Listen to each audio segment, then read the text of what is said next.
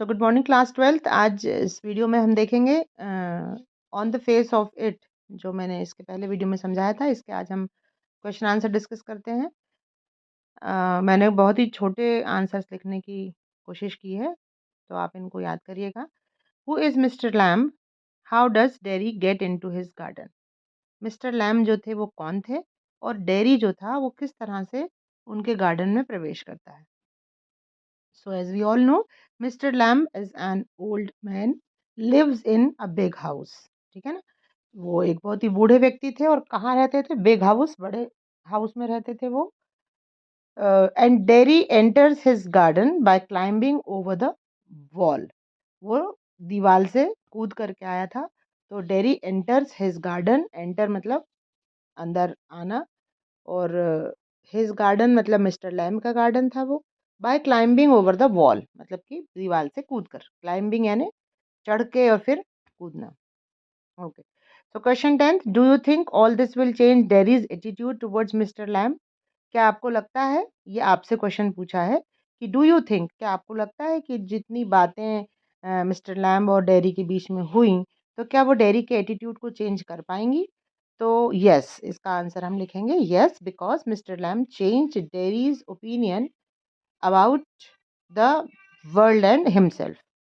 हाँ, एटीट्यूड जो था डेरी का, उसके पहले जब वो मिस्टर लैम्ब से मिला था, उसके पहले उसका जो जीवन के प्रति नज़रिया था वो बहुत ही नेगेटिविटी से भरा हुआ था। वो बहुत ज़्यादा लोगों के बारे में सोचता था। लेकिन मिस्टर लैम ने उसको समझाया कि जो लाइफ़ है हमारी, वो हमें उसको जैसी भी है, हमें उसको we should love our life and we should not think about people. हमको लोगों की चिंता नहीं करनी चाहिए। हमको जो ईश्वर ने ये जीवन दिया है, हमें उसको पूरी तरह से, पूरी खुश होकर के और संतुष्ट पूर्वक रह कर के हमें जीवन अपना जीना चाहिए। तो काफ़ी वार्तालाप होते हैं दोनों के बीच में, कॉन्वर्सेशन होते हैं।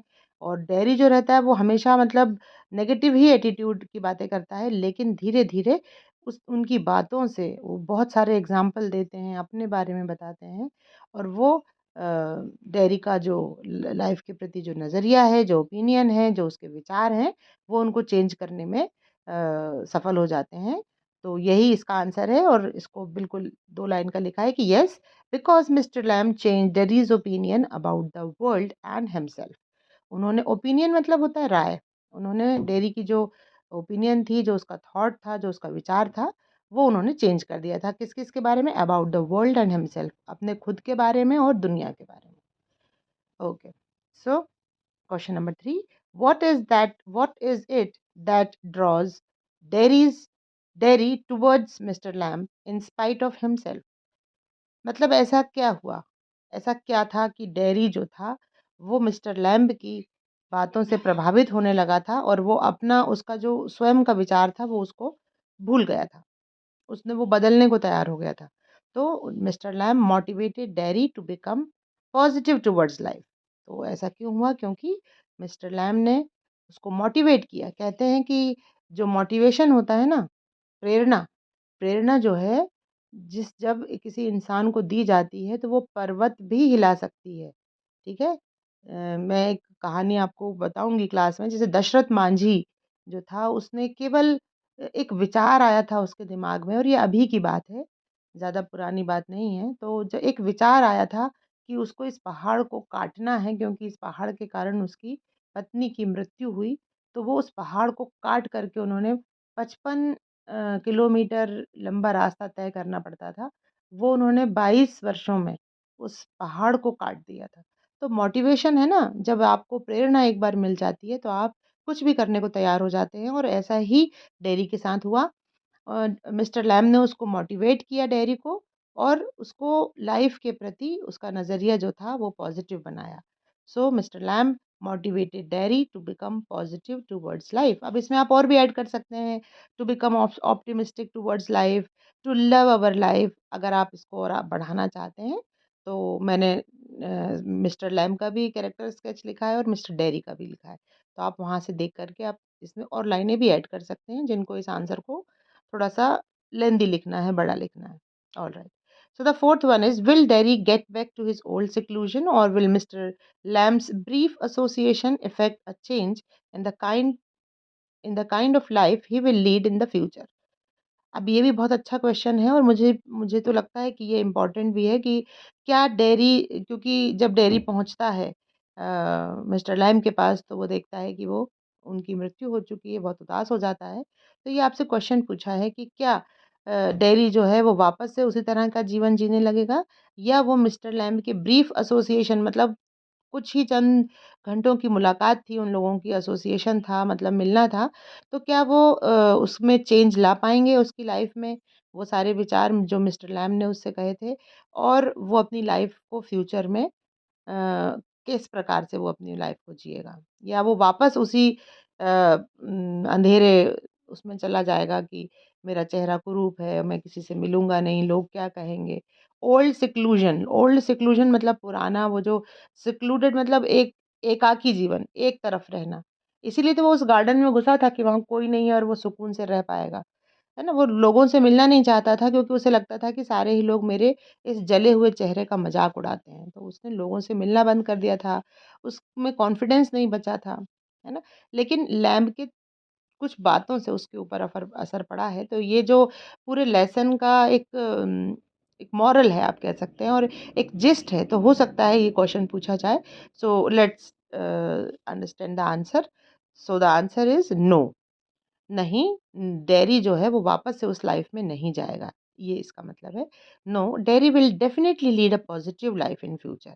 डेयरी जो है डेफिनेटली मतलब निश्चित ही lead a positive life in future, वो फ्यूचर में, भविष्य में एक बहुत ही सकारात्मक जीवन जिएगा, बिकॉज ही रियलाइज्ड, क्योंकि अब वो ये रियलाइज कर चुका है, ये समझ चुका है that looks are not important and one should respect life. Look जो है वो इम्पोर्टेंट नहीं होते हैं, और हमको अपनी लाइफ को क्या करना चाहिए?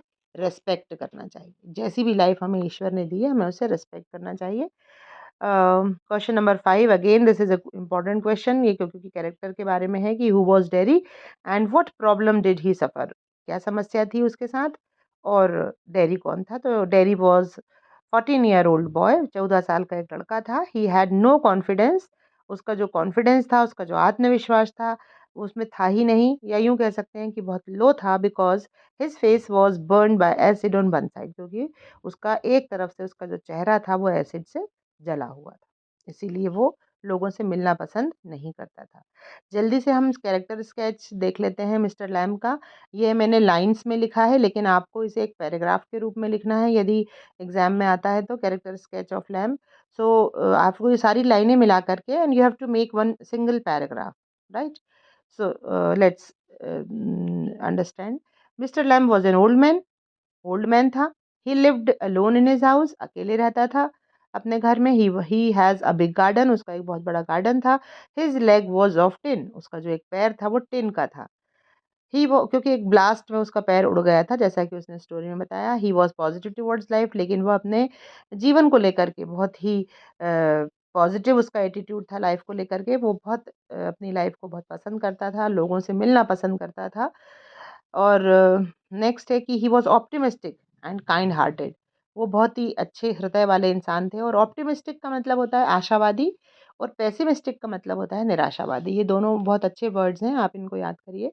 ऑप्टिमिस्टिक था वो, and he help Derry to become positive, और उन्होंने डेरी को भी हेल्प किया कि लाइफ के प्रति एक सकारात्मक रवैया अपनाने के लिए। Okay, so now the character sketch of dairy, इसके बारे में भी मैं यही कहूँगी कि इसको आप पैराग्राफ में लिखिएगा यदि ये आता है तो, आप अच्छे से उसको याद कर सकें, इसलिए मैंने पॉइंट्स में लिखा है।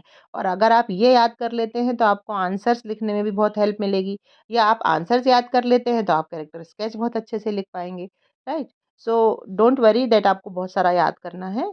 याद आपको वही करना है जो आंसर्स में भी है और कैरेक्टर स्केच में भी है। ऑलराइट, वीडियो भी बहुत बड़ा होते जा रहा है। Let's learn the sketch, character sketch of dairy. So first point is, dairy was a 14 year old boy with very low confidence. पहला जो लाइन लिखी है मैंने, वो आंसर में भी आपको मिलेगी कि जो वो है वो 14 ईयर ओल्ड बॉय था और उसका कॉन्फिडेंस बहुत लो था। His face was burn on one side by acid, उसका जो एक तरफ का चेहरा था वो एसिड से जला हुआ था। He was full of negativity and avoid meeting with people, वो लोगों से मिलना पसंद नहीं करता था और वो नकारात्मकता का रवैया था उसके लाइफ में, उसको हर चीज़ में नेगेटिविटी दिखती थी। And after meeting mister Lamb he started to love his life, लेकिन लैम से मीटिंग करने के बाद, मिलने के बाद उसने अपनी लाइफ को, अपनी ज़िंदगी को, अपने जीवन को प्यार करना शुरू कर दिया था। और अब वो अपनी लाइफ को बहुत अच्छे से वो जिएगा। वो, उसको फ़र्क नहीं पड़ता लोग क्या कहेंगे, क्योंकि क्या सबसे बड़ा रोग कि क्या कहेंगे लोग। तो हमें कभी भी लोगों पर नहीं जाना है, हमें अपना एटीट्यूड अच्छा बनाना है, पॉजिटिव बनाना है। और हमें हर चीज़ में नेगेटिविटी यदि हम लाते हैं अपनी लाइफ में तो उससे हमको कोई फ़ायदा नहीं होगा। तो be positive and live your life happily. Thank you.